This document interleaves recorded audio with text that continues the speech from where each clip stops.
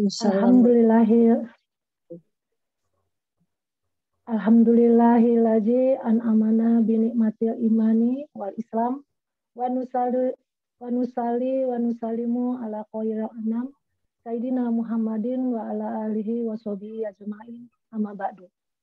Rabbi sholli sodri wa yassirli amri wahlul 'uqdatam min lisani yafqahu qawli. Kepada yang terhormat Ibu Ketua IPMI Jepang, Ibu Haja Sari Okano, yang kami hormati jajaran pengurus IPMI Jepang dan sahabat-sahabat soleha yang kami sayangi dan kami banggakan.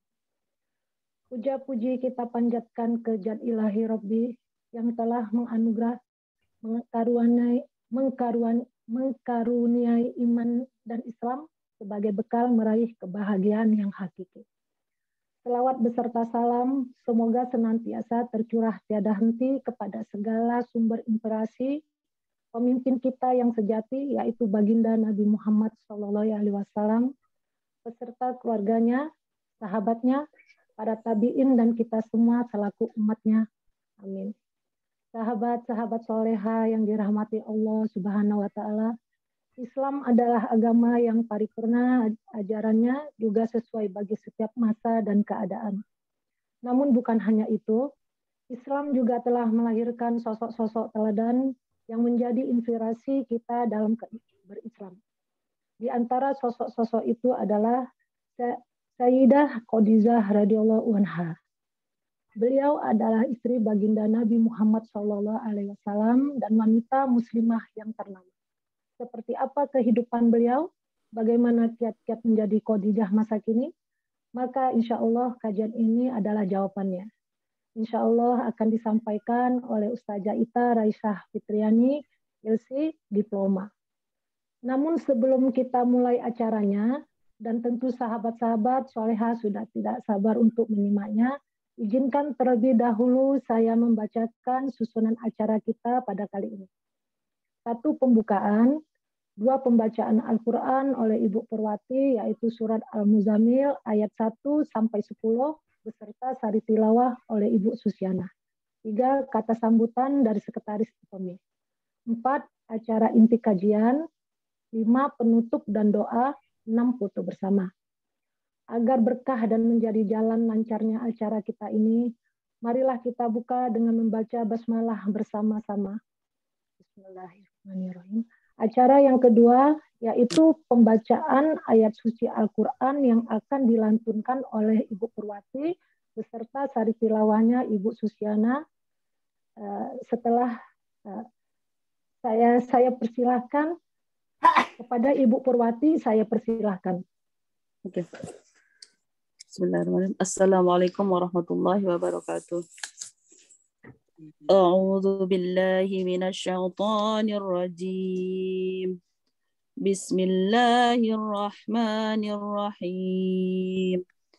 Ya ayyuhal muzammil qumil laila illa qalila nisfahu aw inqus minhu qalila أو زد عليه ورتل القرآن ترتيلا إنا سنلقي عليك قولا ثقيلا إن ناشئة الليل هي أشد وطئا وأقوم قيلا إن لك في النهار سبحا طويلا واذكر اسم ربك وتبتل إليه تبتيلا رب المشرق والمغرب لا إله إلا هو فاتخذه وكيلا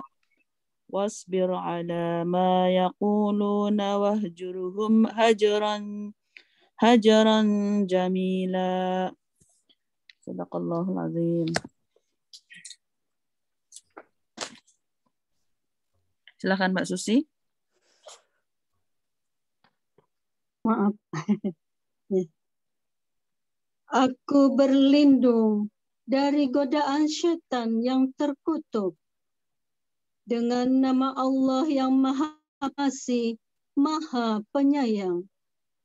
Wahai orang-orang yang beriman, bangunlah untuk sholat pada malam hari, kecuali sebagian kecil, yaitu separuhnya atau sedikit dari itu, atau lebih dari seperdua itu, dan bacalah Al-Quran itu dengan perlahan-lahan. Sesungguhnya kami akan menurunkan perkataan yang berat kepadamu.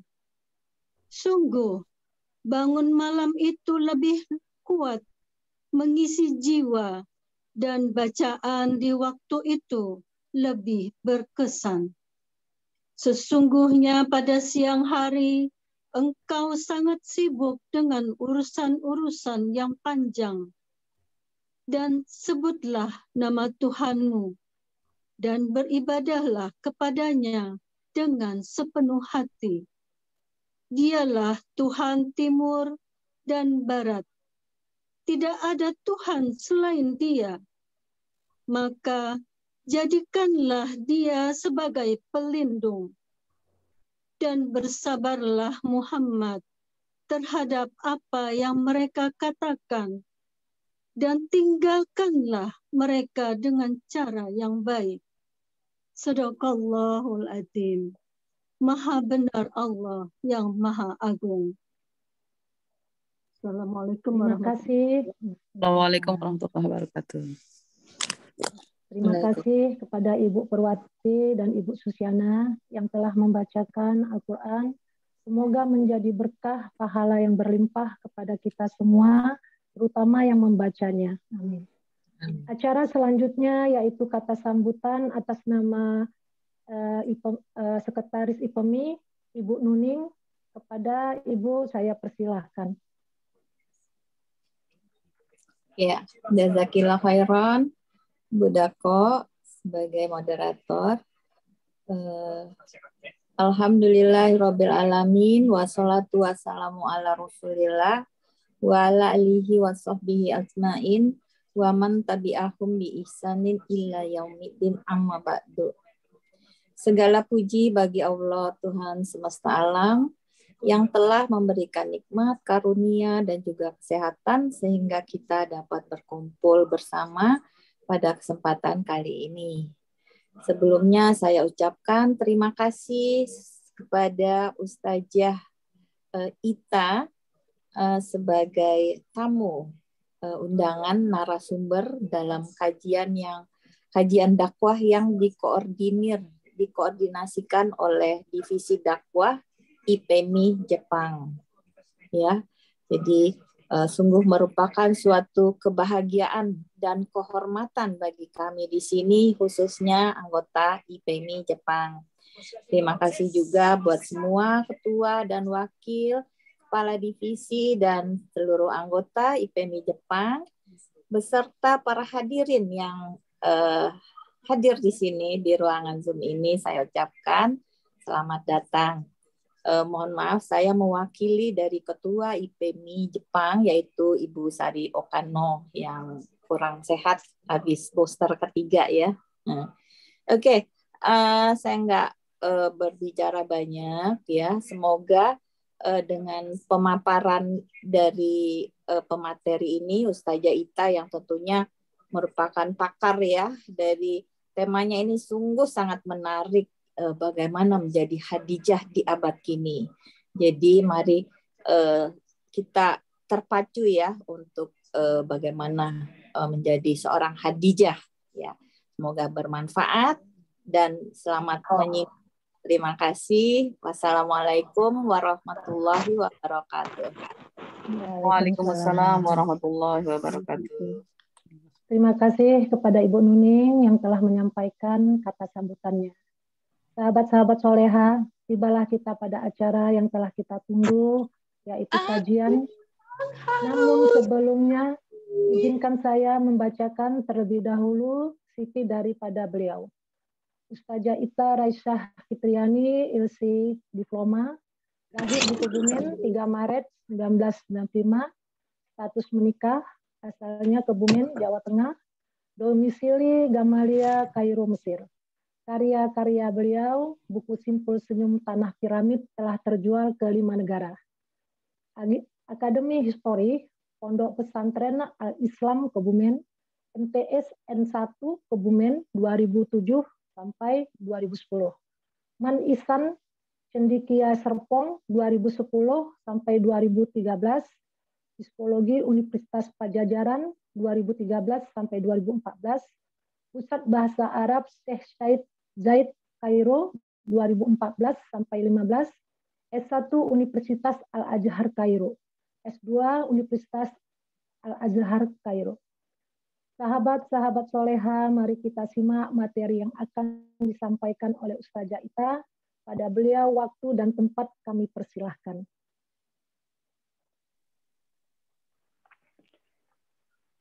Assalamualaikum warahmatullahi wabarakatuh. Suara saya jelas? Jelas, Mbak Ita. Jelas. Waalaikumsalam warahmatullahi wabarakatuh. Ibu Sadako Umeda atas waktu yang sudah diberikan kepada saya. Marilah kita mulai. Assalamualaikum warahmatullahi wabarakatuh. Waalaikumsalam warahmatullahi wabarakatuh. Waalaikumsalam warahmatullahi wabarakatuh. Waalaikumsalam warahmatullahi wabarakatuh. Alhamdulillah. Alhamdulillahilladzi syarrafa hadzal wujud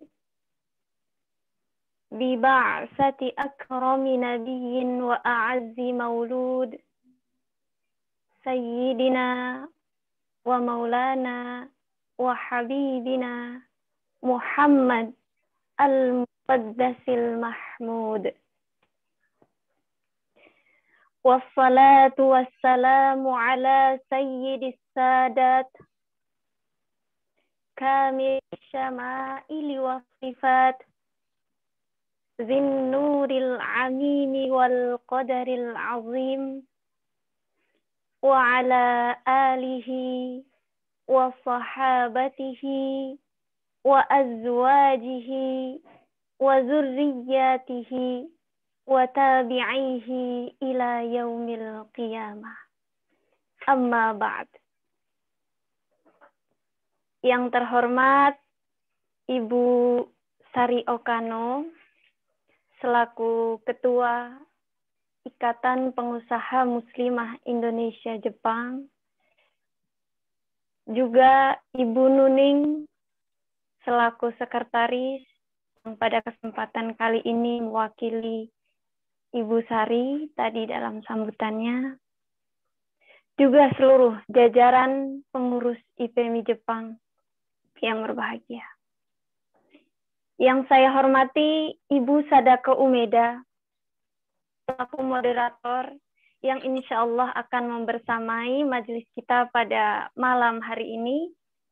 Juga tidak lupa para ummahat, para umi, para bunda, para ibu-ibu sholihat semua, dimanapun berada, di Indonesia, di Jepang, di Kairo, atau dimanapun, yang insya Allah menjadi para generasi penerus ibunda kita yang mulia, Sayyidah Khadijah radhiyallahu anha.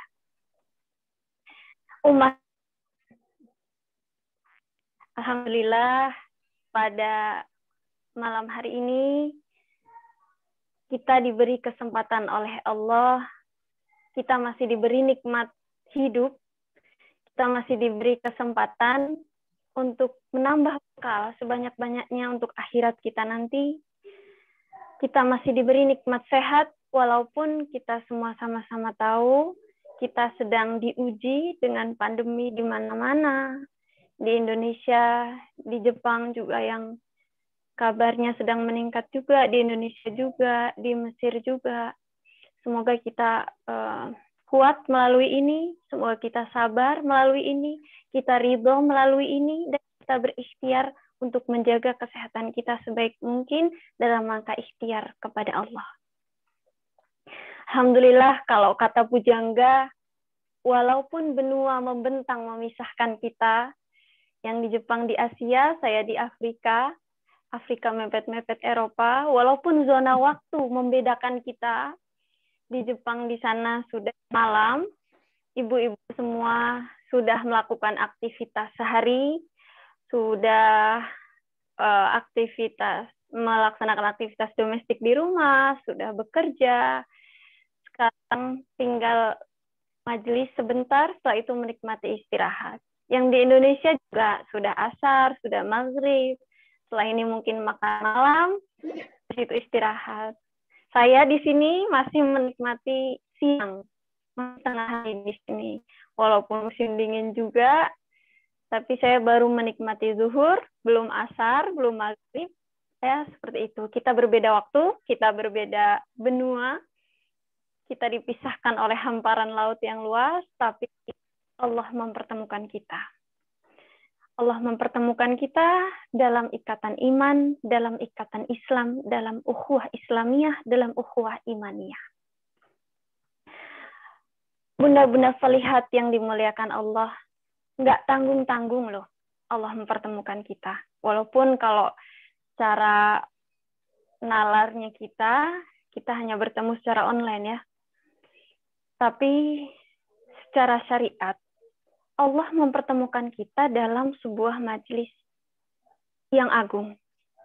Kenapa bisa demikian?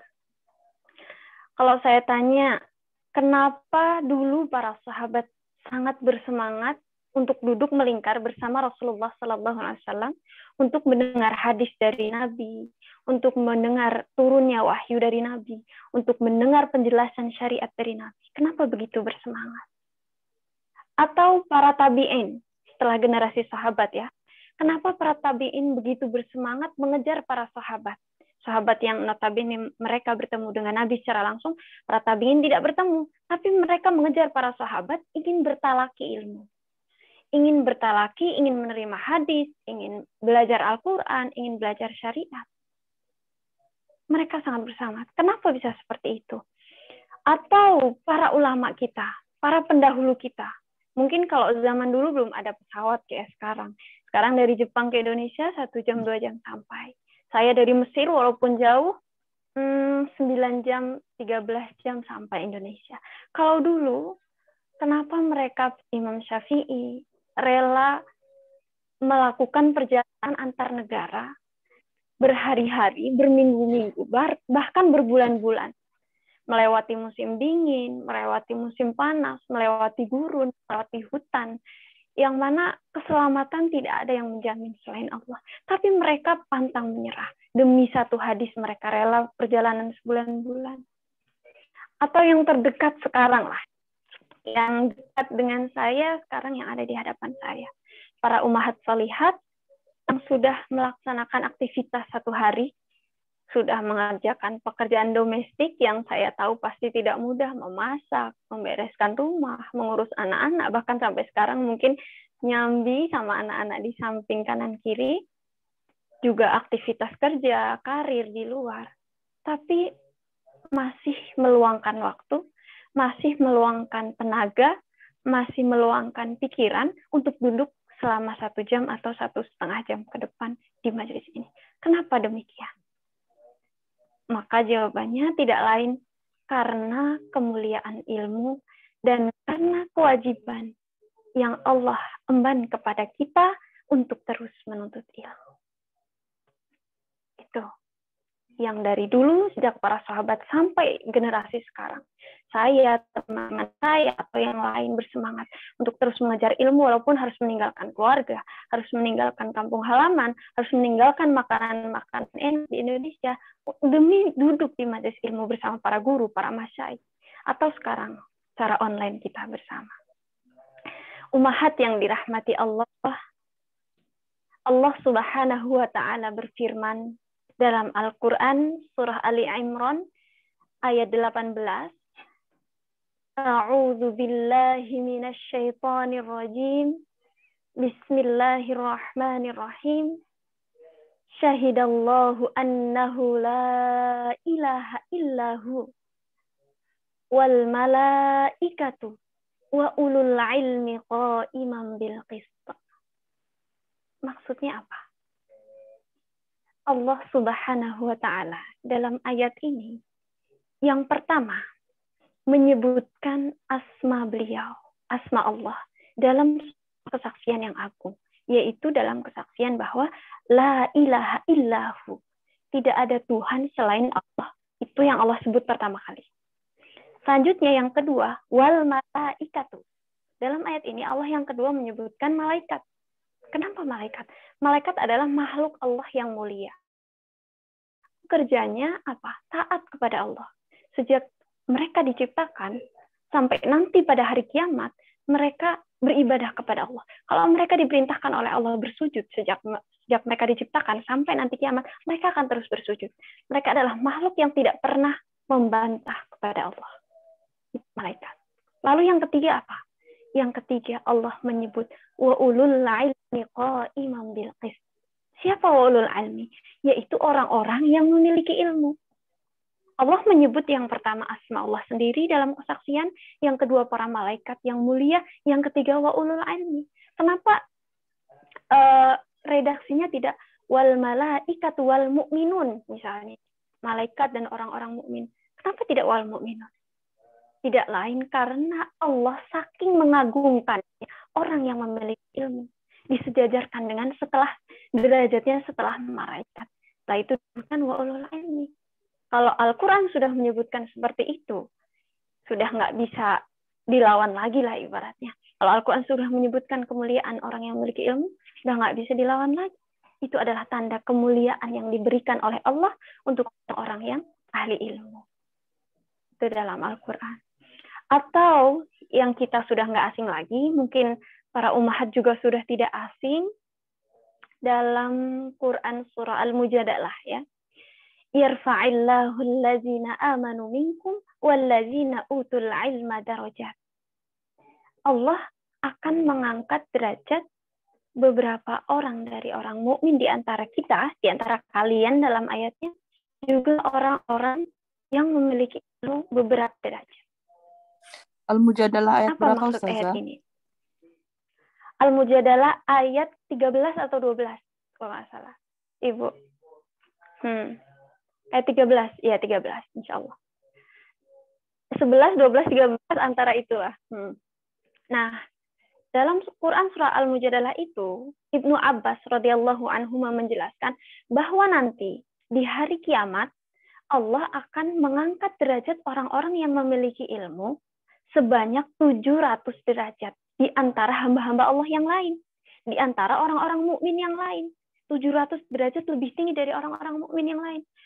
700 derajat itu seberapa? Dijelaskan oleh Ibnu Abbas radhiyallahu anhu bahwa jarak satu derajat dengan derajat yang lain, misalnya derajat pertama dengan derajat kedua itu ditempuh dalam waktu 500 tahun. Itu hanya satu derajat. Bagaimana kalau 700 derajat?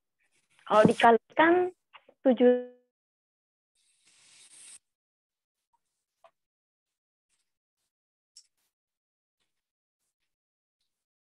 tempuh. Keputus ya. Signalnya mungkin ya. Keputus kayaknya. Ya, Ya. Mbak Sari minta linknya, boleh nggak? Ada yang minta linknya, link Zoom-nya dikirim di grup aja ya, biar reskan ya guys, Mas. Atau Mbak Nuning bisa ya? Atau belum ada ya linknya ya? Ya bentar ya, saya ambil link. Mbak Ita tadi suaranya keputus ya Mbak Ita? Keputus ya, Ibu. Sampai mana tadi? Sampai 500 derajat ya? Iya. 700 derajat. Iya betul. 500 tahun. Telat. Derajat itu ditempuh dalam waktu 500 tahun. Itu baru satu. Nah, kalau 700 derajat di atas makhluk-makhluk Allah yang lain, itu artinya 700 dikali 500. Kurang lebih 350.000 tahun. Kita hidup saya baru 20 lebih, menjelang 30, atau kita umat manusia ya, kita berapa puluh tahun gitu, itu aja udah lama. Kita 100 tahun aja nggak tahu sampai atau enggak hidup. Apalagi sampai 350.000 tahun, saking lamanya. Atau kalau mau dibilang saking tingginya derajat yang Allah spesialkan untuk para penuntut ilmu. Itu dalam Al-Quran. Kurang lagi buktinya.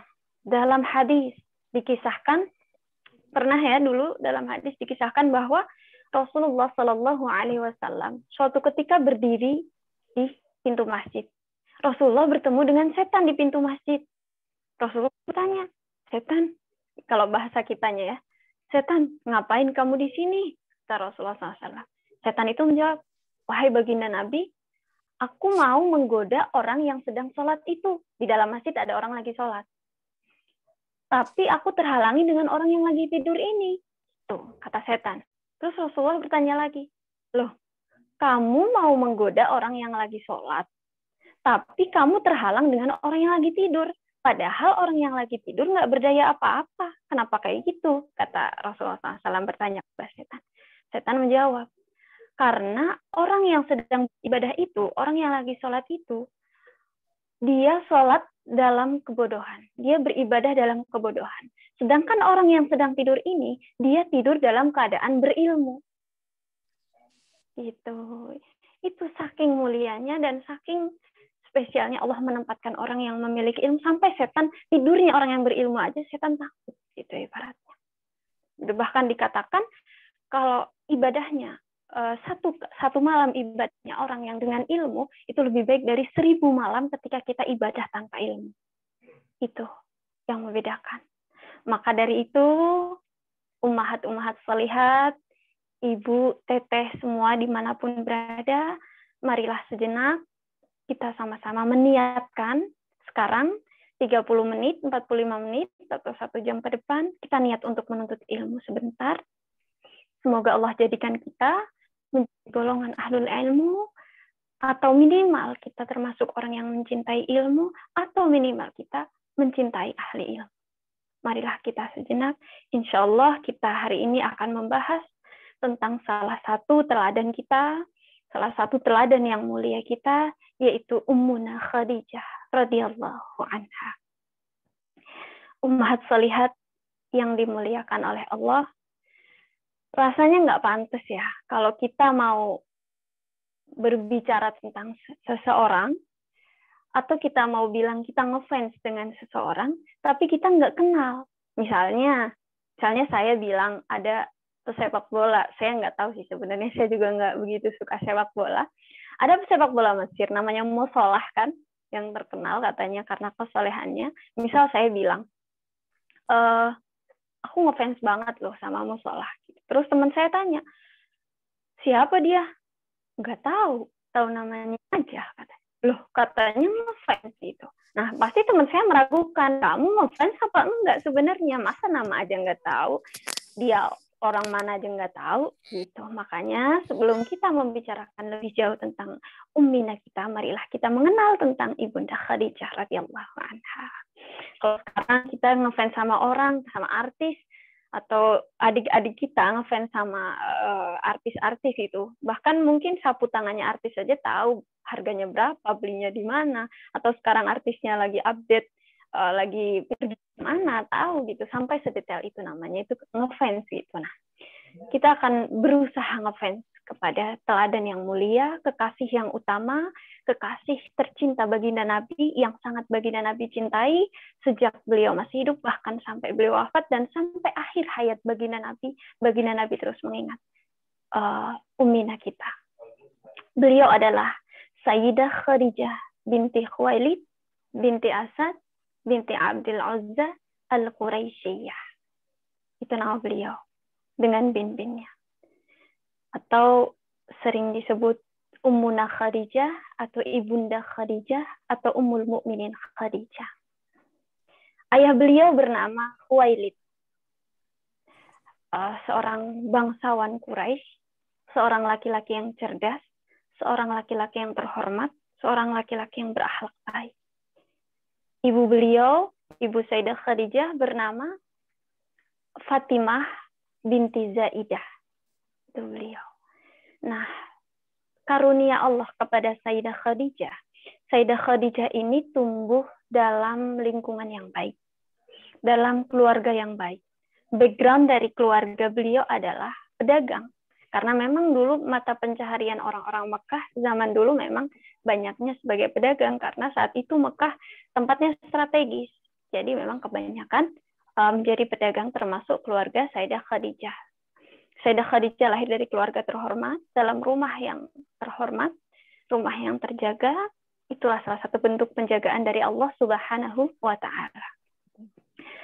Hingga beliau tumbuh menjadi seorang perempuan yang dermawan, yang cerdas, yang terjaga, yang berprinsip, sampai ketika Sayyidah Khadijah balik, beliau mendapat gelar At-Tahiroh. Orang-orang Arab saat itu menggelari Sayyidah Khadijah dengan At-Tahiroh. At-Tahiroh itu artinya yang suci, perempuan yang suci. Kenapa demikian? Karena pada masa jahiliyah, kebiasaan perempuan-perempuan jahiliyah itu mereka suka bertabarruj, berhias. Berhias dalam artian menampakkan keindahan mereka. Perutnya diperlihatkan oleh orang-orang umum. Bahkan mereka itu, perempuan-perempuan jahiliyah itu, pada masa dulu mereka bertawaf dalam keadaan telanjang. Mereka bertawaf, rambut mereka itu digerai ke depan untuk menutupi, mohon maaf, bagian dada mereka. Atau kadang mereka juga, bagian belakang mereka, bagian aurat mereka paling ditutup dengan tangan atau dengan benda-benda tertentu, tapi mereka pada hakikatnya mereka suka bertawaf dalam keadaan telanjang. Itu kebiasaan-kebiasaan perempuan jahiliyah. Mereka juga kalau seorang perempuan jahiliyah dulu, kalau mereka sudah waktunya menikah, tapi belum ada laki-laki yang datang kepada mereka, mereka akan menancapkan bendera di depan rumah mereka. Itu artinya tandanya dia siap didatangi oleh laki-laki siapapun. Dia siap digauli oleh laki-laki siapapun. Itu pada masa jahiliyah. Dan Sayyidah Khadijah tidak pernah menyentuh kebiasaan-kebiasaan itu. Allah menjaga Sayyidah Khadijah dari kebiasaan-kebiasaan itu. Nah, kalau perempuan-perempuan jahiliyah tadi udah menancapkan bendera atau tanda gitu, lalu laki-laki, satu laki-laki, dua laki-laki mendatangi dia, menggauli dia, sampai misalnya sekian laki-laki, lalu perempuan itu hamil, perempuan itu akan datang kepada dukun. Mbah dukun lah kalau zaman sekarang. Ketika perempuan itu melahirkan akan dilihat oleh mbah dukun.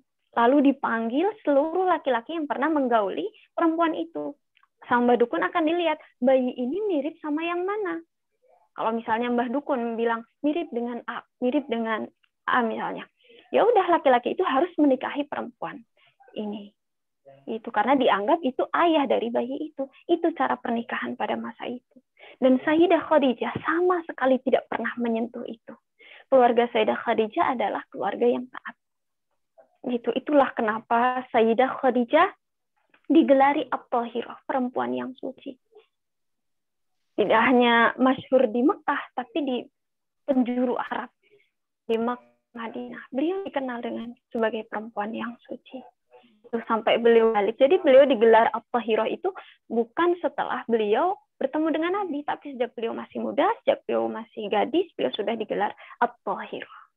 Itu sekilas tentang masa pertumbuhan Sayyidah Khadijah dalam lingkungannya, dalam keluarga.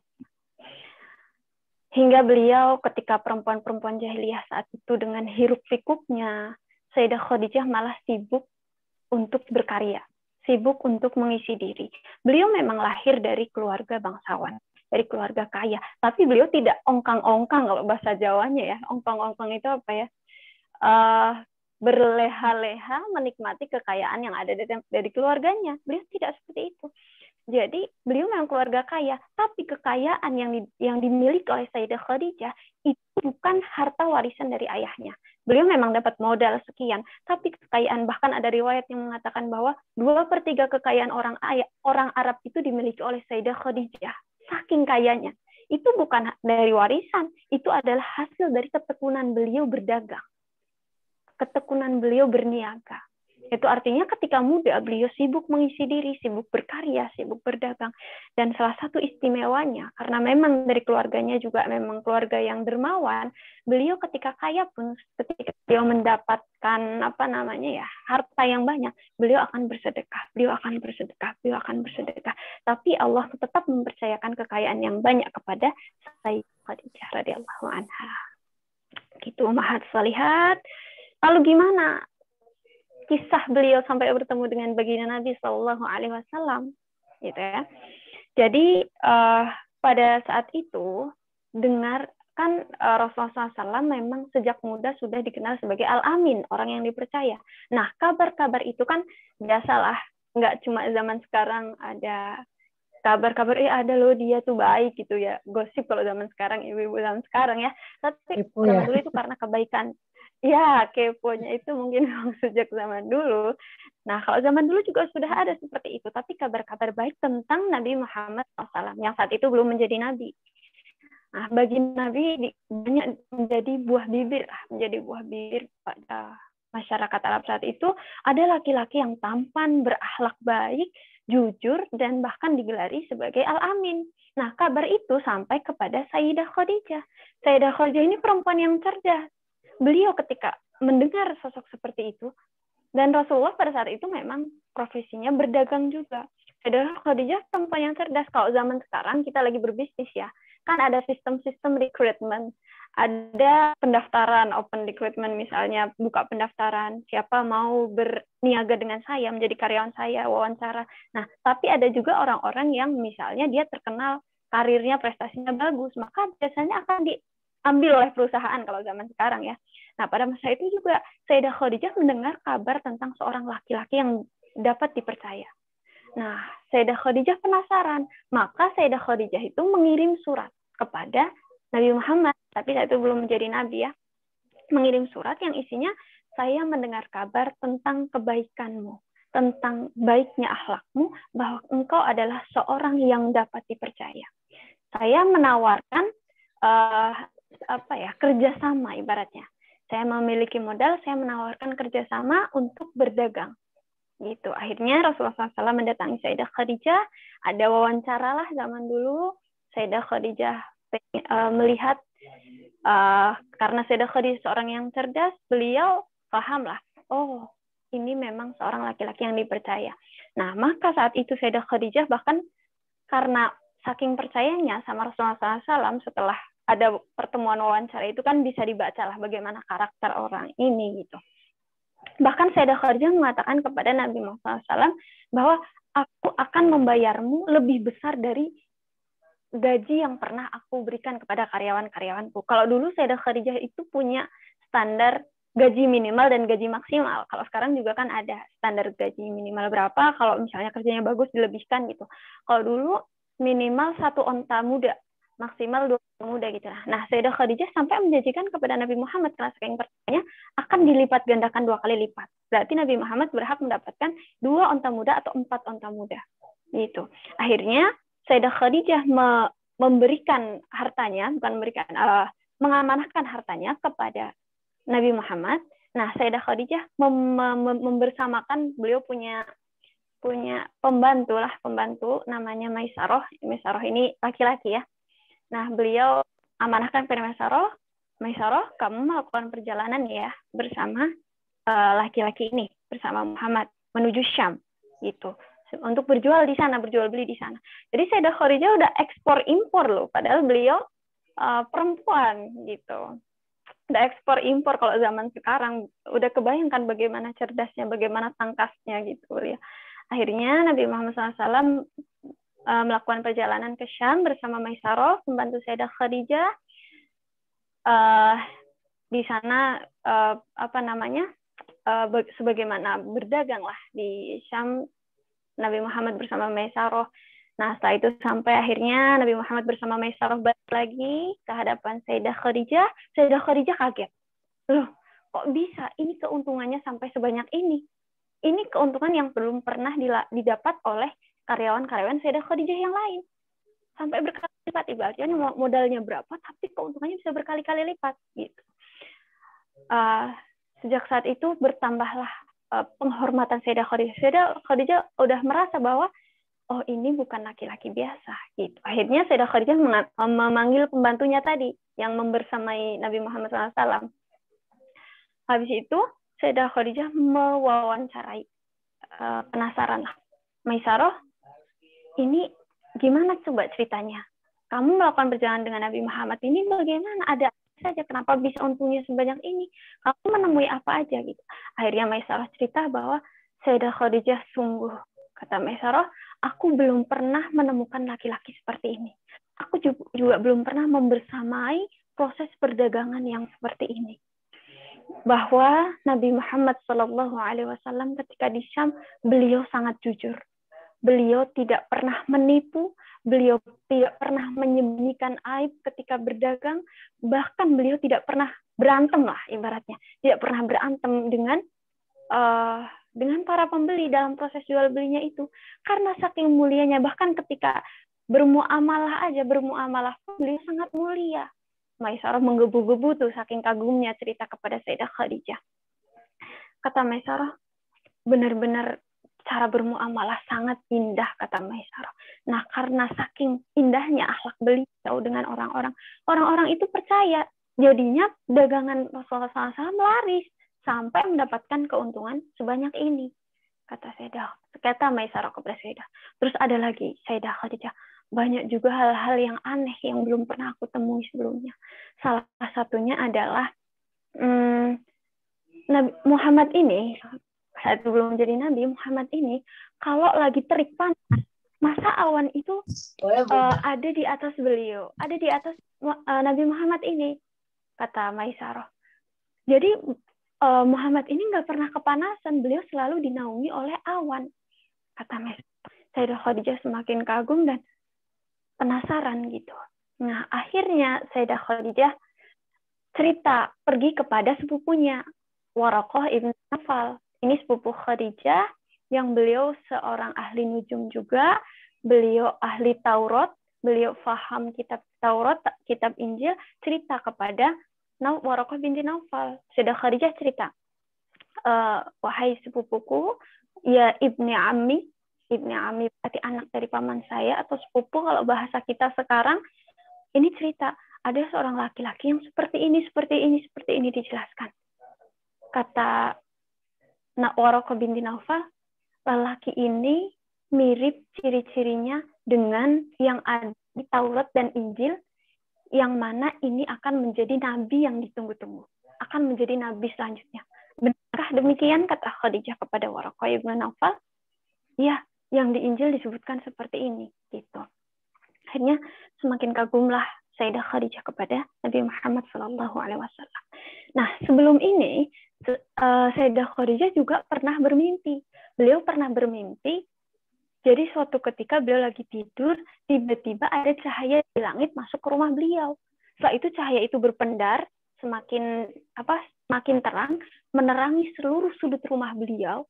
Setelah itu cahayanya semakin luas lagi, menerangi seluruh Mekah, sampai menerangi seluruh dunia. Sayyidah Khadijah bermimpi seperti itu. Nah, terus cerita lagi ke Waraqah ibn Nawfal, karena memang seorang rahib ya, seorang ahli agama. Akhirnya, kata Waraqah, mimpimu ini bermakna akan masuk cahaya kenabian ke dalam rumahmu. Bisa jadi kamu akan menikahi seorang nabi. Kata Waraqah ibn Nawfal seperti itu. Udah mah mimpi kayak gitu, terus diketemukan dengan Nabi Muhammad yang seperti ini, Sayyidah Khadijah semakin tidak terbendung rasa kagumnya kepada baginda Nabi. Awalnya beliau pendam sendiri, mungkin kayak kita kalau dulu pas masa-masa muda kagum dipendam sendiri gitu. Tapi lama-lama juga nggak bisa, semakin lama bermuamalah dengan Nabi Muhammad SAW, semakin besar rasa kagumnya kepada Nabi Muhammad. Akhirnya Sayyidah Khadijah memanggil sahabatnya, Nafisah bintu Munabbih, salah satu sahabat Sayyidah Khadijah, dipanggillah, terus ceritalah, wah Nafisah, aku punya seorang karyawan. Nabi Muhammad dulu karyawannya, Sayyidah Khadijah kan, aku punya karyawan, ciri-cirinya seperti ini. Rasanya aku ada perasaan lah gitu lah, Nafisah. Tapi kalau bahasa sekarang mungkin bilangnya, tapi Sayyidah Khadijah insecure atau tidak percaya diri. Karena pertama, Nabi Muhammad terlihat kemuliaannya. Yang kedua, Nabi Muhammad masih muda, sedangkan saat itu Sayyidah Khadijah sudah 15 tahun lebih sepuh daripada Nabi Muhammad SAW. Nah, cerita Sayyidah Khadijah ada rasa kepada Nabi Muhammad, tapi malu juga. Akhirnya kata Nafisah sahabatnya, ya udah santai aja, itu urusanku gitu. Nah, terus akhirnya Sayyidah Nafisah bilang mendatangi Nabi Muhammad SAW. Kata Nafisah binti Munabih kepada Rasulullah SAW, ya Muhammad, ma yamna'uka an tatazawwaj. Kata Nafisah, wahai Muhammad, apa yang menghalangmu untuk menikah? Apa kamu sampai sekarang belum menikah gitu, dengan ketampanan, kemuliaan akhlak itu kayak mustahil gitu, bukan mustahil. Kenapa belum menikah? Ada apa yang menghalangimu? Kata Nabi Muhammad SAW, ma fi yadayya syai'un. Di tanganku tidak punya apa-apa. Aku tidak punya apa-apa, ibaratnya aku nggak punya modal. Kata Nabi. Terus kata Nafisah, kalau ada seorang perempuan yang cukup secara nasab, mulia secara nasab, dia harta, dia memiliki kemuliaan akhlak juga, bagaimana? Kata Nafisah. Tapi pinternya Nafisah ini, beliau bilang ke Nabi Muhammad, engkau tidak perlu menjawab sekarang. Kamu pikirkan saja, kamu berhak menjawab ketika kamu sudah siap gitu. Akhirnya Nabi Muhammad mikir. Terus Nabi Muhammad mendatangi pamannya. Karena saat itu kan sudah nggak ada ayahnya kan. Nabi Muhammad mendatangi paman-pamannya. Menceritakan maksudnya. Bahwa beliau ada seorang perempuan seperti ini cerita kepada pamannya. Pamannya semua setuju. Apalagi Sayyidah Khadijah memang sudah masyhur dengan kebaikannya, dengan kesuciannya. Paman-paman semua setuju. Udah Nabi Muhammad memang nasabnya juga dari nasab yang mulia. Sayyidah Khadijah juga dari nasab yang mulia. Akhirnya paman-pamannya setuju. Paman-pamannya langsung mendatangi ke paman-pamannya Sayyidah Khadijah. Datang melamarlah ceritanya. Gitu. Akhirnya disetujui oleh kedua belah pihak. Pamannya Sayyidah Khadijah juga setuju karena Nabi Muhammad juga terkenal sebagai laki-laki al-amin gitu kan. Akhirnya setuju, dikumpulkanlah paman Rasulullah SAW mengumpulkan para pembesar Quraisy, di situ ada Nabi Muhammad, terus paman Nabi Muhammad SAW berpidato, Alhamdulillahilladzi ja'alana min dzurriyyati Ibrahim wa zara'a Ismail, kata, dan seterusnya berpidatolah bagaimana dengan pidato-pidato Arab itu. Terus habis itu disambut, pidatonya dijawab oleh sepupu Khadijah, Waraqah ibn Naufal, karena beliau juga seorang tokoh. Akhirnya terjadilah pernikahan antara Sayyidah Khadijah dengan Nabi Muhammad Sallallahu Alaihi Wasallam. Itu, nah sudah terjadi pernikahan. Bertemulah dua sosok yang luar biasa. Selang 3 tahun kemudian, ini tidak menjadi dongeng sebelum tidur ya, ummahat semua. Saya bercerita. Masih ada waktu ya, Bunda Sadako ini. Masih berlanjut ini. Ya? Sampai besok pagi sepertinya kalau cerita tentang Khadijah. Tapi ini berusaha saya padat-padatkan sih. Saya padat-padatkan insya Allah. Kalau mau panjang lebar sampai besok pagi nih. Udah menikah, akhirnya Rasulullah SAW dan Sayyidah Khadijah dikaruniai seorang putra bernama Qasim. Itulah kenapa biasanya Nabi Muhammad juga disebut sebagai Abul Qasim. Biasanya memang karena biasanya kan kita akan dikuniahi disebut dengan laki-laki pertama. Misalnya saya punya anak namanya Ibrahim, maka suami saya menjadi Abu Ibrahim, saya menjadi Ummu Ibrahim gitu. Anak laki-laki. Nah, Rasulullah SAW menjadi disebut sebagai Abul Qasim karena anak laki-laki beliau pertama namanya Qasim. Saat itu belum menjadi Nabi Muhammad. Nah, setelah itu beliau juga memiliki putra bernama Abdullah. Akan tetapi belum lama kebahagiaan beliau atas seorang putra, Qasim wafat pada usia 2 tahun ketika masih muda. Gitu. Itu menjadi kesedihan yang cukup mendalam baginda Nabi. Nah, selang tidak berapa lama ternyata Abdullah, putra laki-laki beliau juga wafat juga pada usia yang masih muda juga. Nah, ini menjadi kesedihan yang bertambah bagi Sayyidah Khadijah dan Rasulullah.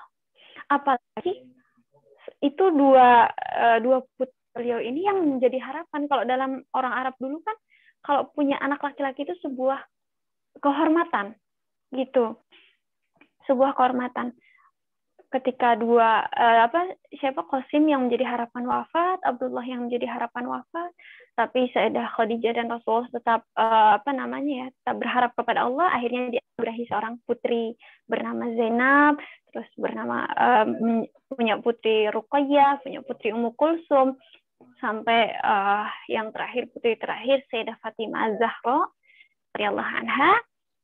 Nah, ternyata Rasulullah SAW tidak memiliki putra laki-laki lagi, semuanya perempuan. Tapi Sayyidah Khadijah bersyukur karena Rasulullah SAW tetap memperlakukan putri beliau dengan terhormat. Karena pada masa itu orang-orang itu biasa membunuh anak perempuannya ketika lahir anak perempuan karena mereka malu. Mereka tuh pengennya punya anak laki-laki. Jadi bisa dikubur hidup-hidup atau dibunuh atau diberlakukan dengan tidak terhormat gitu.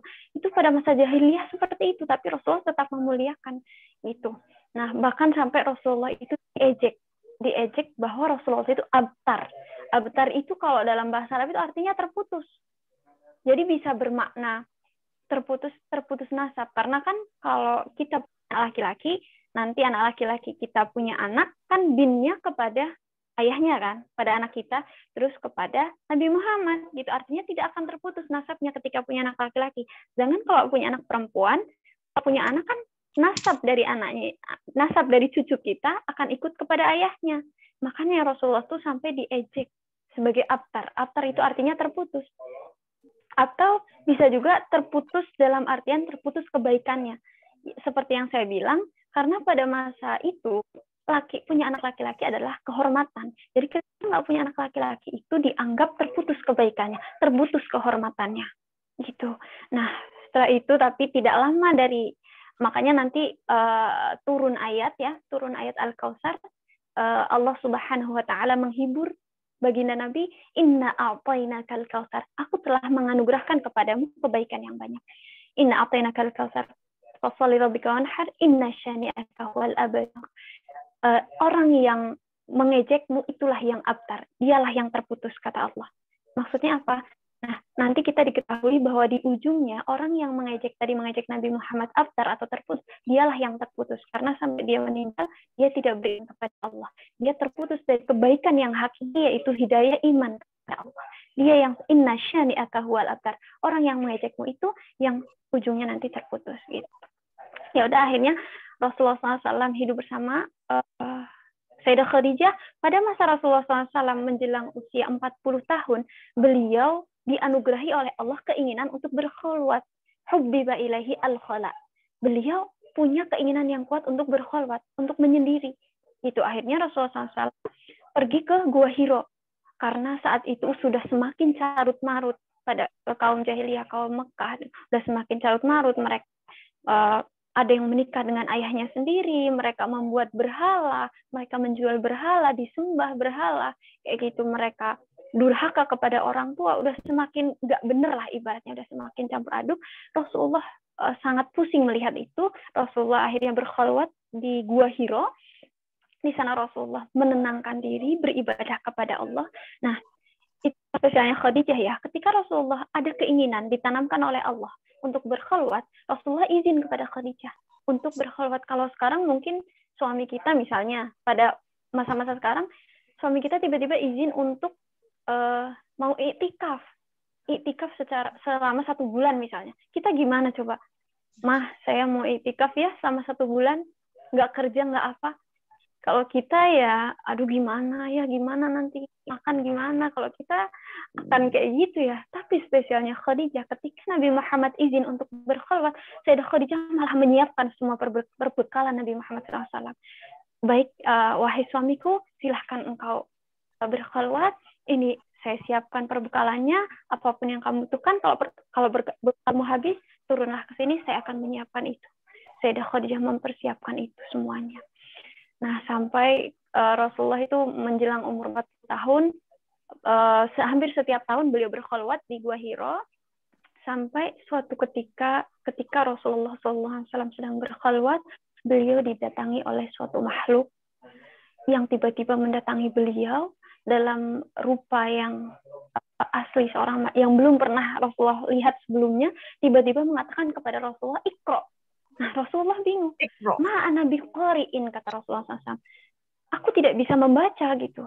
Akhirnya makhluk tadi itu mendekat Rasulullah lagi, mendekat sampai Rasulullah tidak berdaya. Iqra, kata makhluk tadi, kata Rasulullah, jawab lagi, ana biqori'in, aku tidak bisa membaca. Sampai setelah itu didekap lagi sama makhluk tadi, Iqra, ma ana biqori'in. Setelah ketiga kalinya makhluk tadi mengatakan Iqra bismi rabbikal ladzi khalaq, khalaqal insana min 'alaq.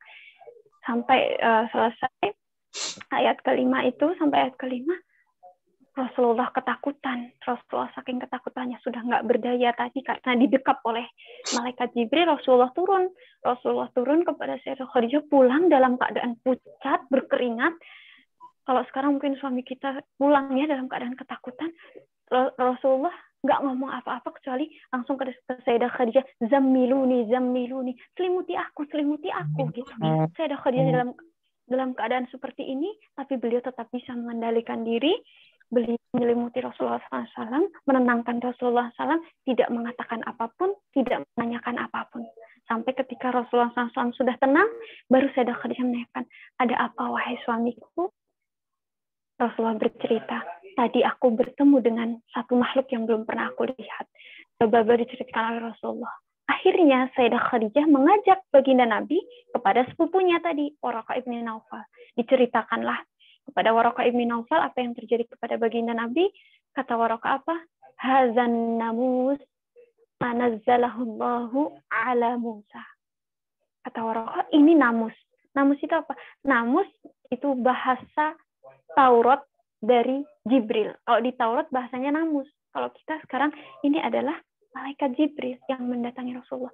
Engkau adalah seorang nabi. Engkau telah menerima wahyu dan engkau adalah seorang nabi. Kata Waraqah ibn Naufal. Kata Waraqah ibn Naufal, nanti kalau engkau diusir oleh kaummu, kalau aku masih hidup dan engkau diusir oleh kaummu, aku akan melindungimu.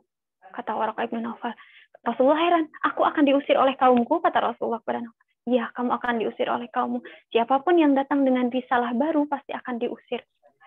Gitu. Karena Rasulullah itu orang yang dicintai oleh orang-orang pada awalnya. Karena akhlak beliau, karena beliau al-amin, beliau sangat dicintai, tampan, berakhlak baik gitu.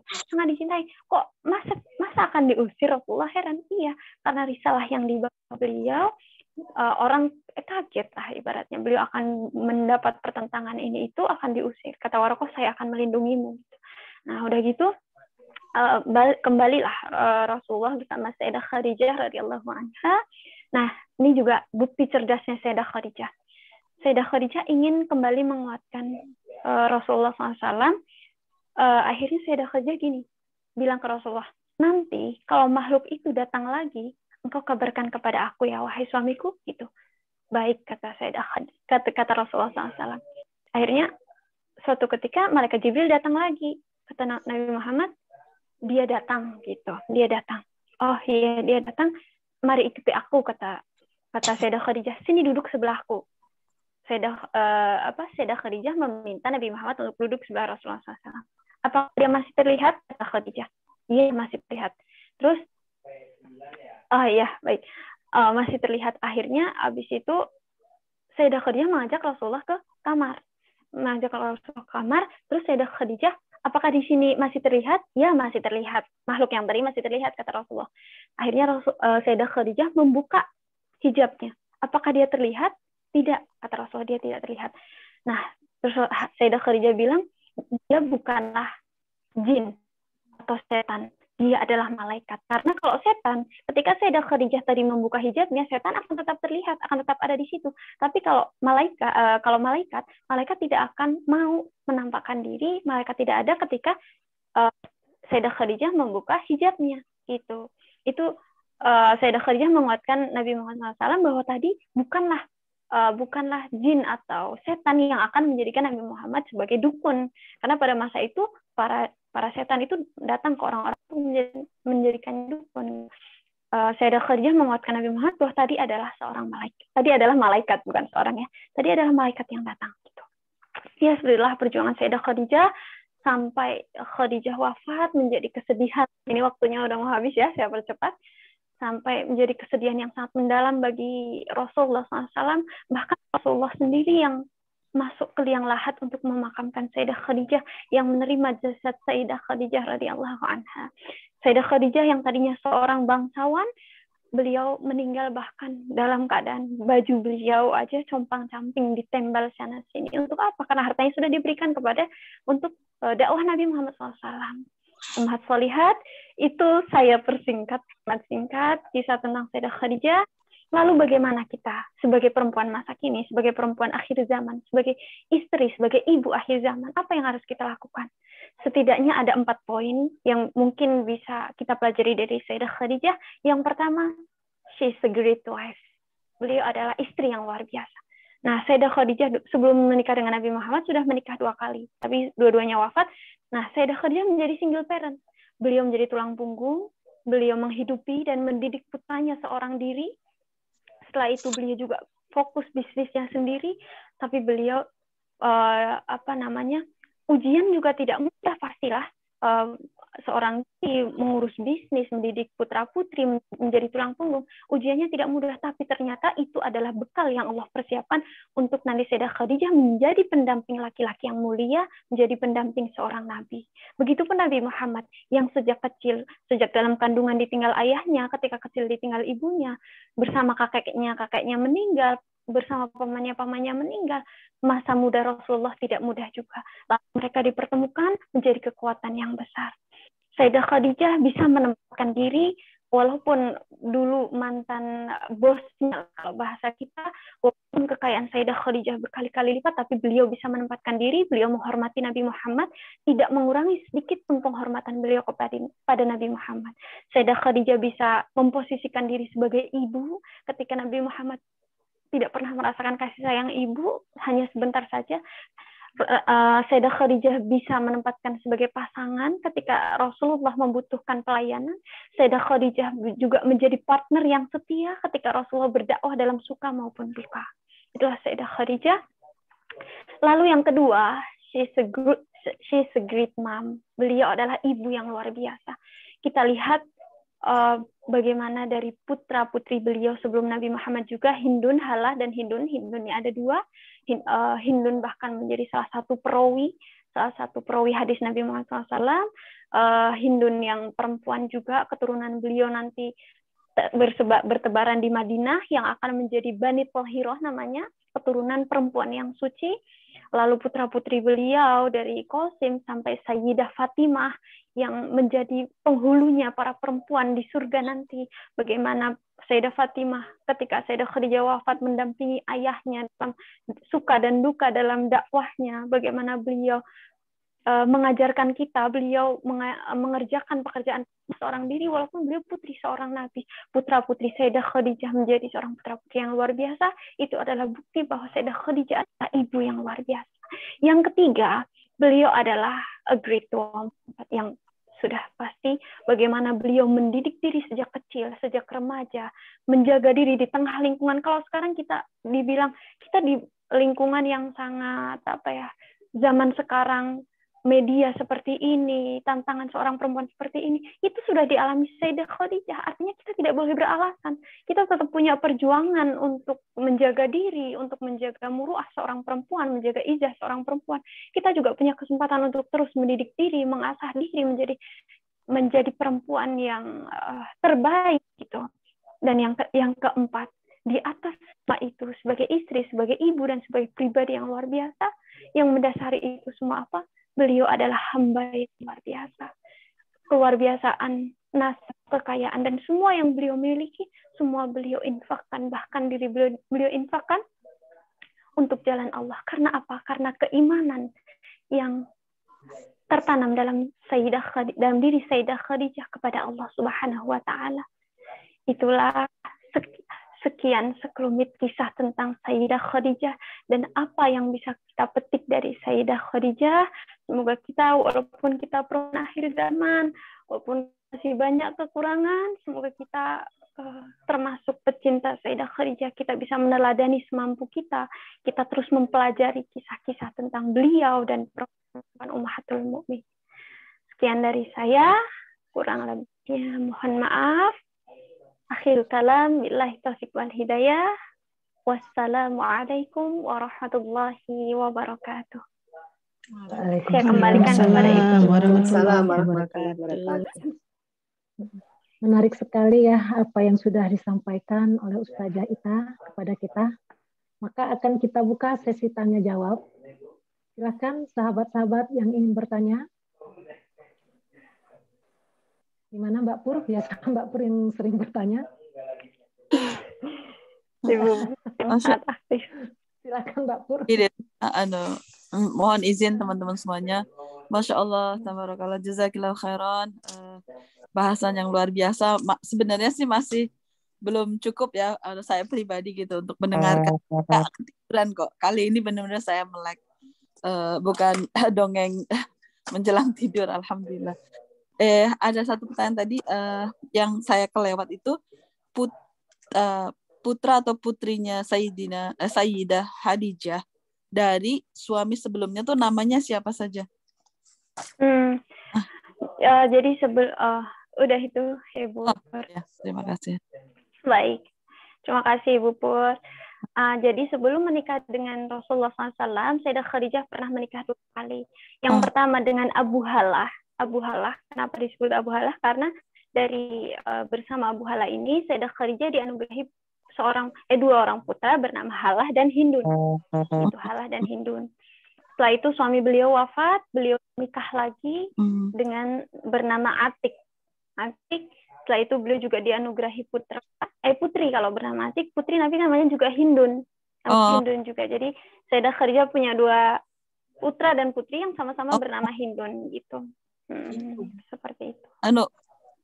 Penasaran juga sih karena ada sosok yang bernama Hindun nantinya yang jadi orang yang jahat itu. Jadi saya kalau nyebut nama Hindun itu kayak image saya tuh yang ya Allah, perempuan yang telah mengambil jantungnya paman Nabi Hamzah. Jantung. Iya. Adakah maksudnya ini secara nama Hindun itu maknanya apa sih gitu? Penasaran kenapa sering terdengar orang-orang Arab tuh bernama Hindun gitu. Mungkin tahu atau gimana gitu. Iya. Kalau dari makna apa ya Hindun itu? Ini sebenarnya nama Arab dari dulu sih, dari sebelum Islam pun sudah ada nama ini. Gak tahu kalau dari segi makna. Baik. Oke, enggak. Ini aja, penasaran aja gitu. Terima kasih banyak Ustazah. Sama-sama Ibu Pur. Bagaimana? Ada lagi sahabat-sahabat soleha yang ingin bertanya?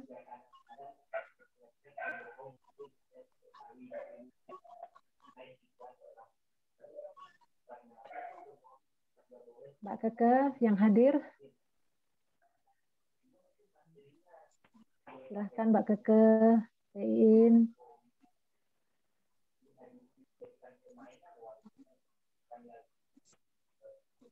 Terima kasih Budako. Kurang itu waktunya sebenarnya, masih banyak yang belum masuk ceritanya ke kita ini ya. Untuk sementara saya nggak ada pertanyaan. Terima kasih. Ada lagi sahabat ya soleha? Ya, silakan. Ya udah silakan duluan. Mbak Nuning. Bu Susi ya, silakan duluan Bu Susi. Saya berikutnya. Apa? Mbak Nuning duluan juga nggak apa-apa, silakan. Mbak Nuning ya. Nanti setelah Mbak Nuning saya mau tanya. Masya Allah. Ya, oke. Terima kasih Bu Susi. Iya Ustazah Ita, Masya Allah ceritanya sangat tersentuh ya. Jadi sebenarnya belum habis ini. Kurang waktunya ya Ustazah. Masya Allah. Belum panjang ya. Belum tamat ini ya. Tapi berhubung waktunya mungkin akan ada sesi kedua lagi ya Bu Sada. Ya selanjutnya. Iya karena selanjutnya. Iya mungkin ya bisa disambung lagi. Karena sesuai dengan temanya ya.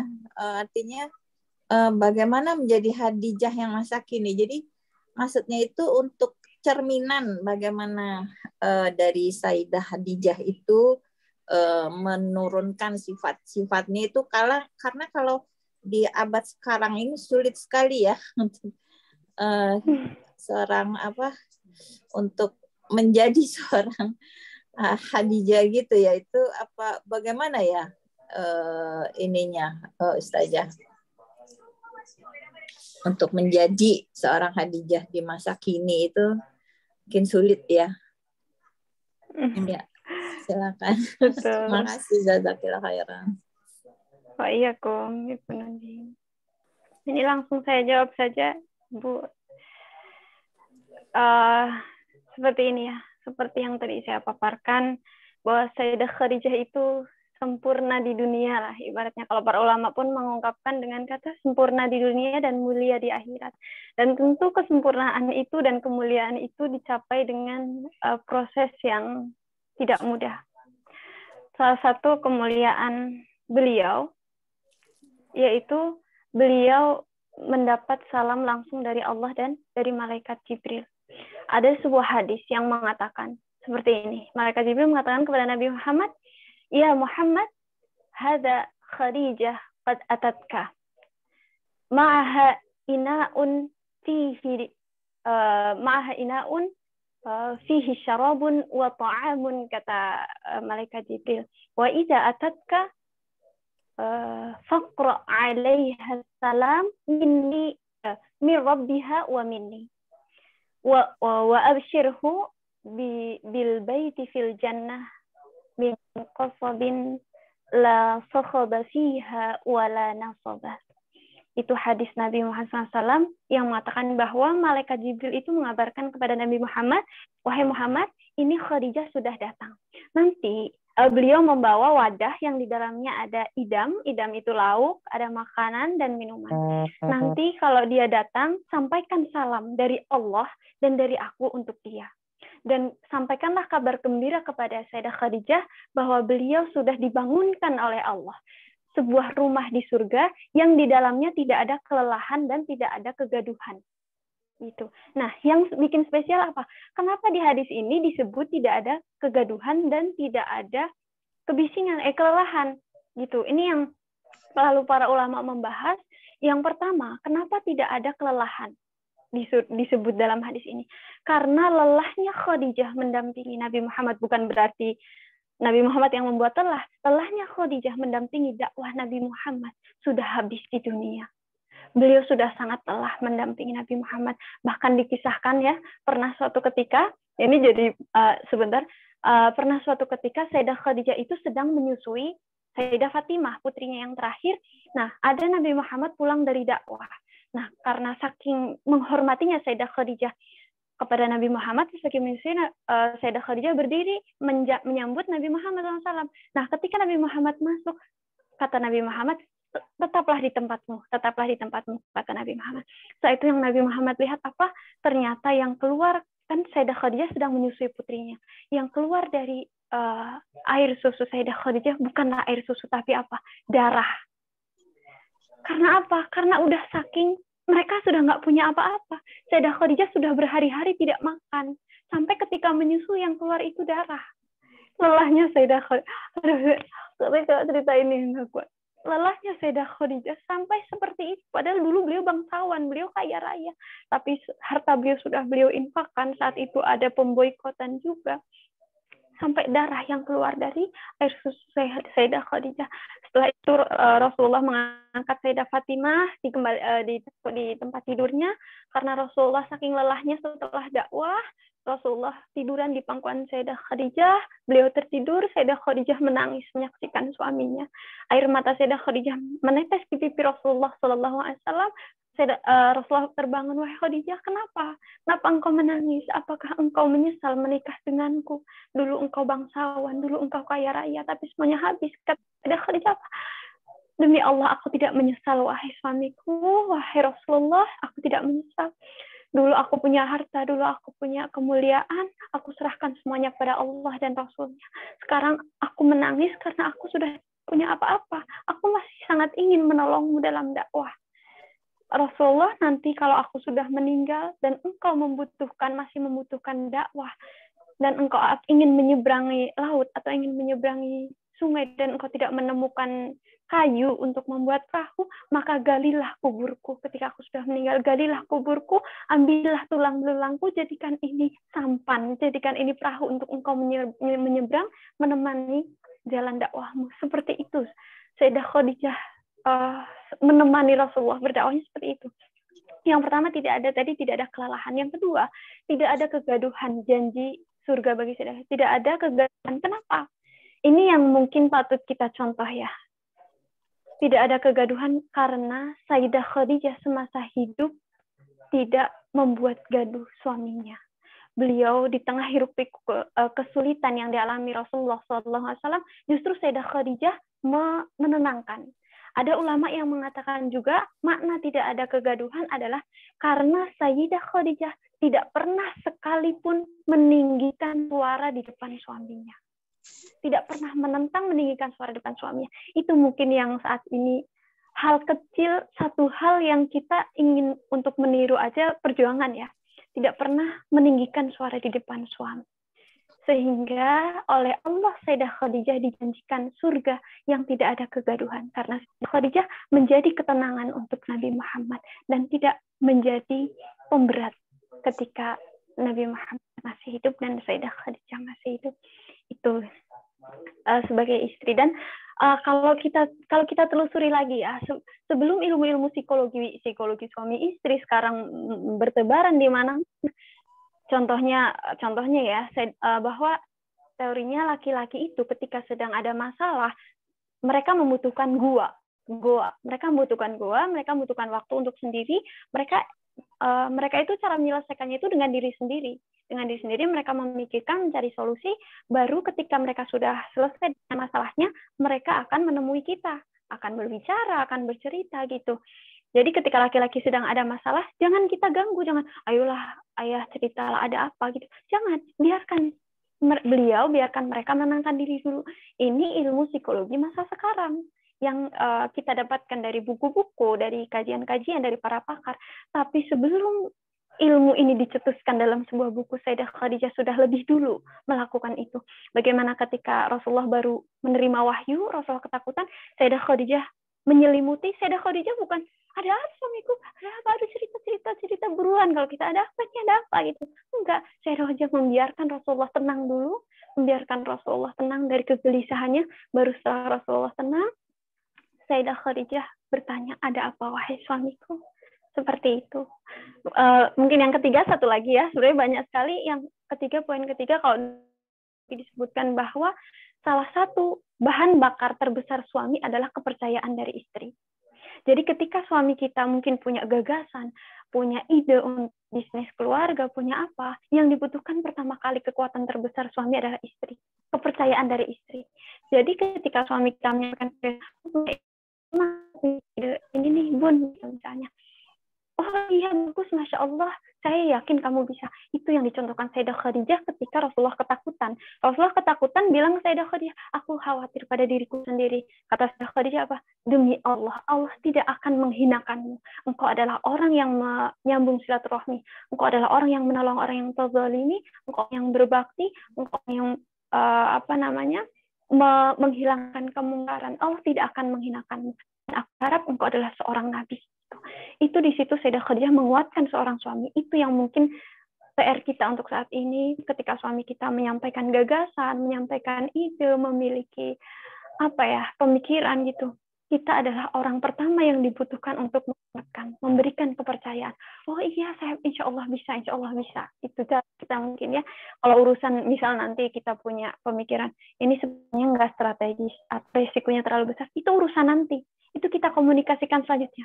Kita kasih tahu, boleh aku ngasih pendapat misalnya, sepertinya seperti ini, bla bla bla, kita menguatkan pendapat. Tapi ketika pertama kali, yang harus kita menguatkan, bukan jangan sampai malah kita yang mematahkan ketika suami kita menyampaikan gagasan, sedang menggebu-gebu semangatnya, oh punya proyek baru ini. Hai, lagi nggak zaman sekarang gitu. Jangan sampai kita yang mematahkan, kita yang harus menguatkan, karena itu adalah bahan bakar kekuatan untuk pasangan kita, untuk suami kita.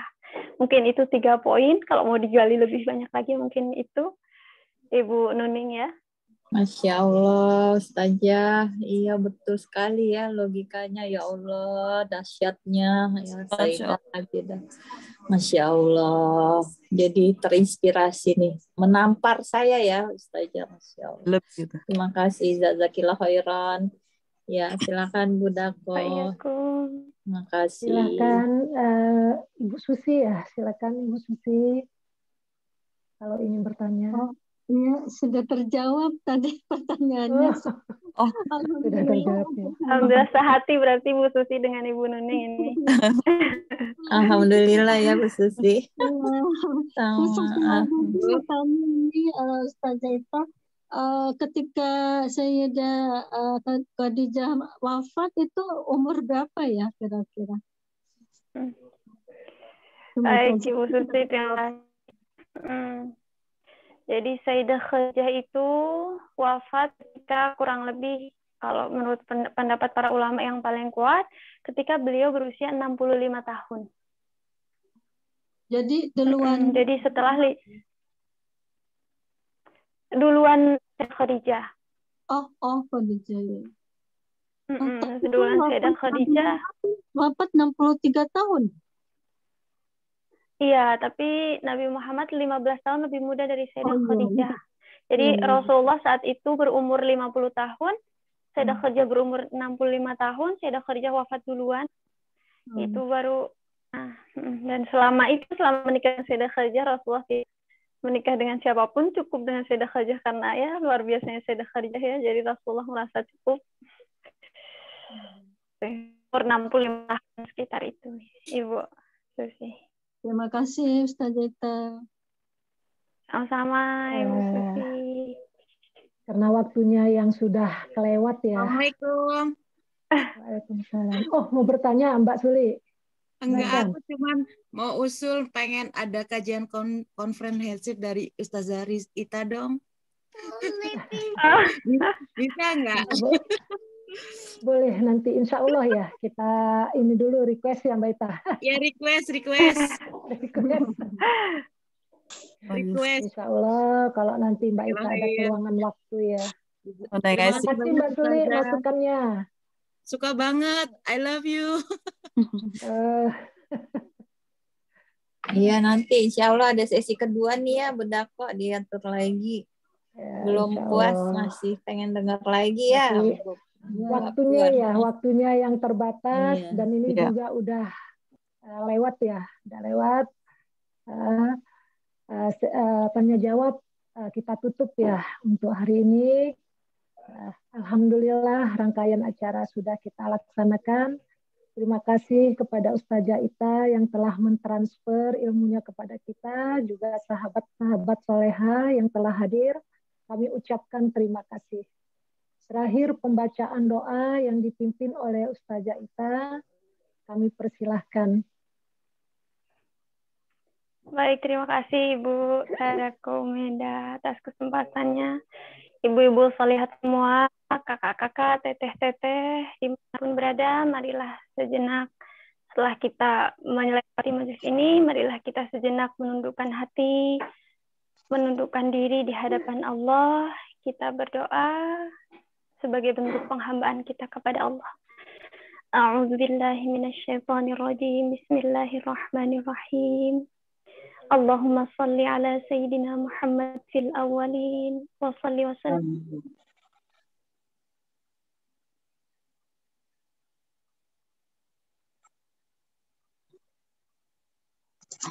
Ja'al ahwali wal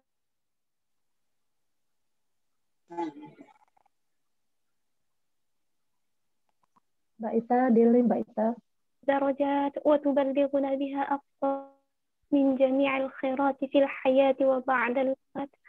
اللهم إنا نسألك سلامة في الدين والدنيا والآخرة وعافية في الجسد وصحة في البدن وزيادة في العلم وبركة في الرزق توبة قبل الموت ورحمة عند الموت ومغفرة بعد الموت. اللهم هون علينا في سكرات الموت والنجاة من النار والعفو عند الحساب.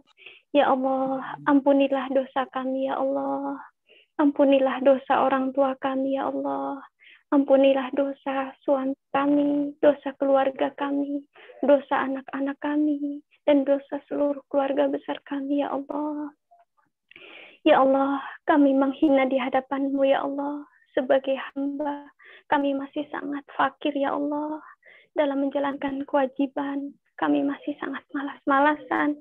Masih begitu banyak kekurangan kami dalam menjalankan kewajiban di hadapan-Mu ya Allah. Masih begitu banyak kewajiban-kewajiban yang kami jalankan dengan tumpang-tindih ya Allah. Masih begitu banyak ibadah-ibadah sunnah yang belum kami jalankan ya Allah. Masih banyak keharaman-keharaman yang kami dekati ya Allah. Masih banyak kemakruhan-kemakruhan yang kami dekati ya Allah. Masih banyak kesyubhatan-kesyubhatan yang kami dekati ya Allah. Ya Allah, kami begitu hina, kami begitu kotor, kami begitu compang-camping di hadapan-Mu sebagai hamba ya Allah. Ya Allah, sebagai anak ya Allah, kami belum mampu berbakti kepada orang tua kami. Kami belum mampu menjadi qurrata a'yun bagi orang tua kami. Kami belum mampu menjadi keindahan bagi orang tua kami sebagaimana yang Engkau ajarkan kepada kami ya Allah. Ya Allah, sebagai pasangan kami begitu masih banyak kekurangan ya Allah. Berapa kali kami meninggikan suara di hadapan suami kami ya Allah. Kami belum mampu menjalankan kewajiban kami sebagai seorang istri ya Allah. Kami masih banyak kufurnya kepada suami kami. Kami belum pandai berterima kasih kepada suami kami ya Allah. Sebagai seorang ibu, kami masih banyak kekurangan ya Allah. Kami masih fakir ilmu untuk mendidik amanah-amanah dari-Mu ya Allah. Berapa kali kami memarahi mereka, padahal mereka adalah milik-Mu ya Allah. Ya Allah, ampuni kami ya Allah. Sebagai bagian dari umat, kami belum bisa berbuat apa-apa. Berapa banyak dari saudara-saudara kami yang kelaparan. Berapa banyak dari saudara-saudara kami yang kedinginan. Berbuat apa-apa ya Allah. Ya Allah, ampuni kesalahan kami, kekurangan kami, kelalaian kami, keterbatasan kami ya Allah. Ya Allah, seberapapun hinanya kami di hadapan-Mu, bimbing kami ya Allah. Kami ingin menjadi hamba terbaik di hadapan-Mu ya Allah. Kami ingin menjadi hamba terbaik di hadapan-Mu ya Allah. Seberapapun hinanya kami, seberapapun kekurangan kami sebagai seorang pasangan, kami ingin menjadi istri terbaik bagi pasangan kami ya Allah. Kami ingin menjadi istri yang pandai bersyukur pada suami kami ya Allah. Kami ingin menjadi istri yang bisa menguatkan pasangan kami ya Allah. Kami ingin menjadi istri yang menenangkan pasangan kami ya Allah, yang menemaninya sampai nanti di surga-Mu ya Allah.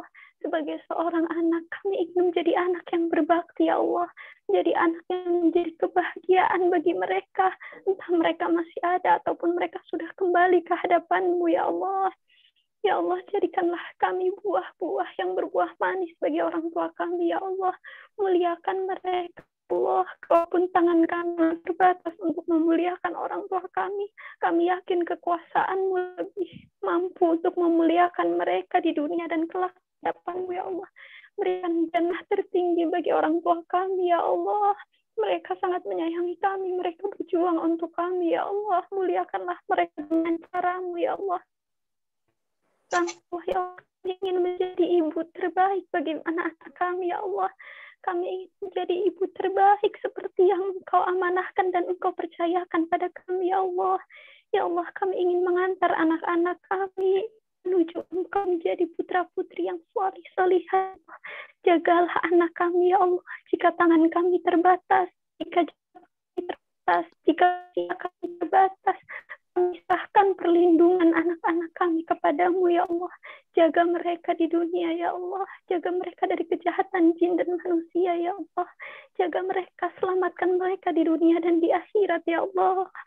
Ya Allah, sebagai bagian dari umat, kami belum mampu berbuat apa-apa ya Allah. Kami belum mampu beramal apa-apa ya Allah. Kami tidak tahu nanti di hadapan-Mu apa amal yang akan menolong kami ya Allah. Kami tidak tahu kami memiliki buah amal apa ya Allah. Kami belum memiliki apa-apa ya Allah.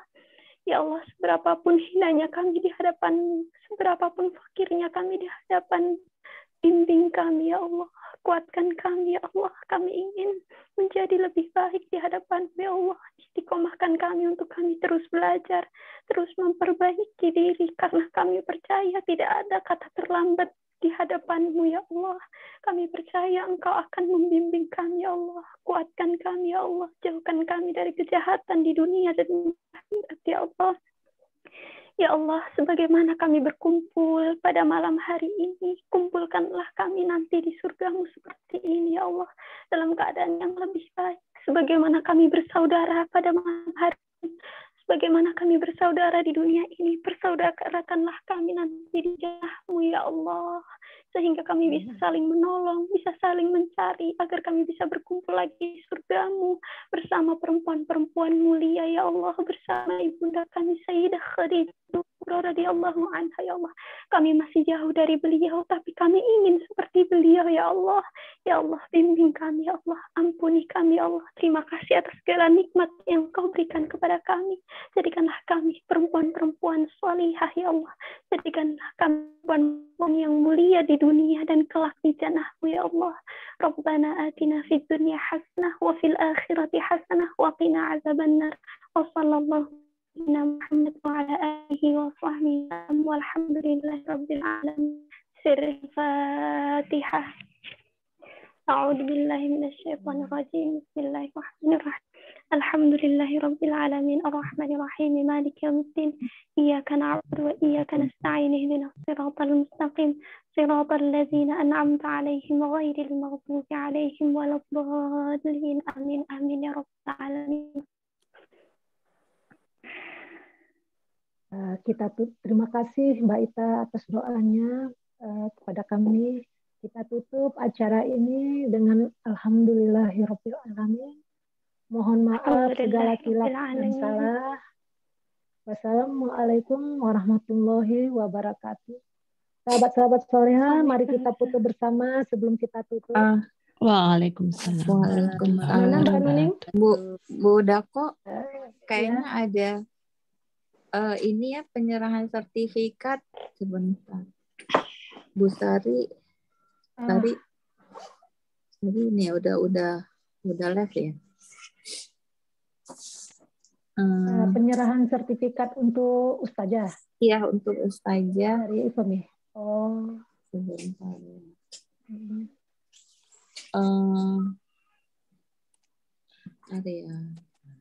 Bentar ya.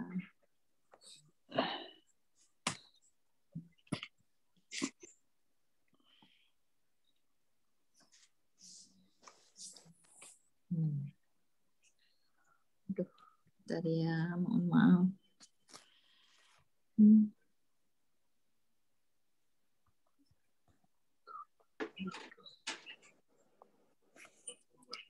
Ups, nggak ada lagi.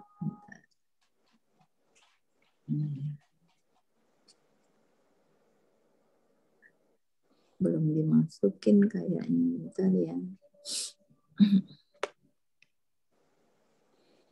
Mohon maaf nih waktunya. Tadi saya lupa masukin, Masya Allah. Ada di mana?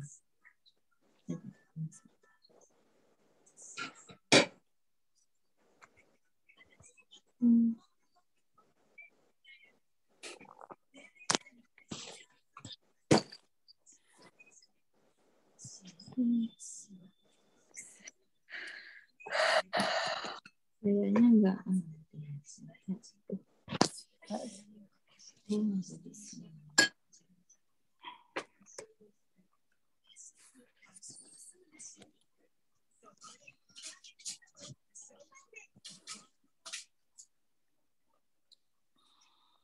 Mohon maaf nih, kayaknya nunggu terlalu lama ya. Kalau gitu nanti kita kirim saja ya. Bu Dako, nanti sertifikatnya sudah disiapkan. Cuman nih nggak tahu nih, tadi nggak bisa di-share. Saya nanti lupa dikirim ke saya aja. Nanti kami kirim ya Mbak Dako. Nanti saya yang akan sampaikan ke Ustazah ya. Terima kasih banyak ya, Ustazah Ita. bagus banget. Ustazah. Mbak Nuning, bagaimana Mbak Nuning? Kita foto bersama? Ya, kenapa? Boleh dibuka ya ininya layarnya, kita akan foto bersama. Oh ya, foto ya. Mohon dibuka videonya. Mohon maaf saya nggak buka ya. Yang foto siapa Mbak Dako? Udah siap? Mbak. Saya yang foto deh. Ayo, ya rasakan ya guys. Ayo, silakan dibuka. Saya hitung ya untuk layar pertama. Malu. Ayo buka dong. Ayo. Malu Mbak Nuning. Nggak apa-apa ya, ditunggu. Mohon maaf saya nggak buka Bu Nuning. Lagi ada. Saya hitung ya. 1, senyum, 2, 3. Sekali lagi. 1, tunggu dulu. Sekali lagi ya. Untuk layar kedua, senyum ini siapa nih yang belum? Mbak Santi belum buka videonya.